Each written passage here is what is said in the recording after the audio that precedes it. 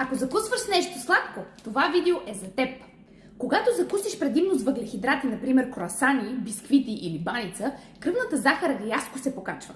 Панкреасът започва да секретира инсулин, за да я свали, и вследствие на това захарта пада също толкова рязко, колкото се е качила. Но тези пикове и спадове водят до умора и раздразнителност, глад през целия ден и силно желание за сладко. И така бъгваш хормоните си още от сутринта.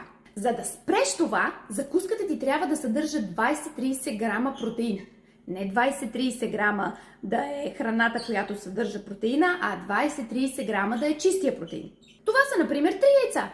И като сложиш зеленчуци за фибри, се получава хем вкусно, хем засищащо. Това стабилизира кръвната захар и пази хормоналния баланс.